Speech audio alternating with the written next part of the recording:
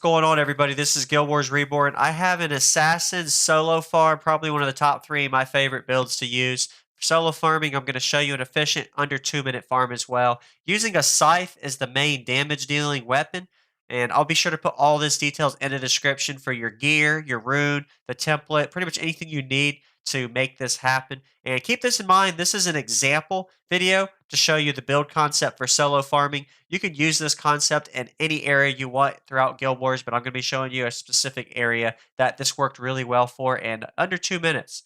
So go ahead and show you the build. It is using Shadow Form with Deadly Paradox. And then, of course, I have an Assuring damage dealer, Vanguard for additional damage, and then Scythe damage dealing with this build. So template's in the description if you want to be able to copy and paste it through the template. Be sure to hit that like button and subscribe if you haven't for more Guild Wars content to come.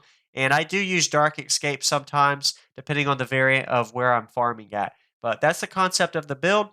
Pretty self-explanatory. You need a high energy staff of enchantment and a Zealous scythe of enchanting. So I'm going to go ahead and show you the farm. Going to be farming obsidian shards. Since they are worth more than 4 platinum, I think it's a good idea to farm them. Ectos are also cheap around there too if you want to do underworld. Going to go ahead and show you the farm now. Recommend doing this during when it's free entrance. That way you don't have to play platinum or scroll to get in. I use heroes to speed boost to the area, and we're going to be going to the beach area. Is what it's called at Fissure of Woe. So it takes about 40 seconds to get to the area, depending on how fast you run. I like to run with a cupcake because it's about 20 seconds more efficient for the run, gives me health and energy boost, but it is not required. So we're going to be farming 2 quick mobs and then we repeat. So that's how fast it is. Usually kill between 12 and 15 enemies per run. And this is why I recommend doing it when it's in free entrance. And these are the enemies we're going to be killing.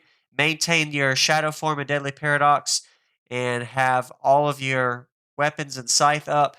Maintain Radiance Field and Ebon and just scythe away. The video is pretty self-explanatory for how it works. You're healing yourself using the Aura damage dealer plus Shroud and Degen. So there's 3 different farm runs I did. I got an Obsidian Shard, some Chaos Axe, other gold units, and I'll show you the second area as well.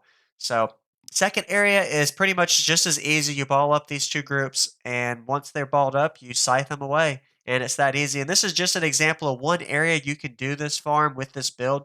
You're able to do it in probably 30 different areas throughout Guild Wars. There's a couple areas in Underworld, a couple areas in Fissure of Woe. I know there's a couple of prophecies areas, some faction areas, and some old school areas to farm. And that's pretty much the gist of the farm. I'll show you 3 runs with the drop rate right here for the second mobs that I balled up. And that's pretty much the concept, killing the driftwood. And if you decide, you also can kill the other enemies, but they don't drop shards. But they do have good items. Thank you for watching.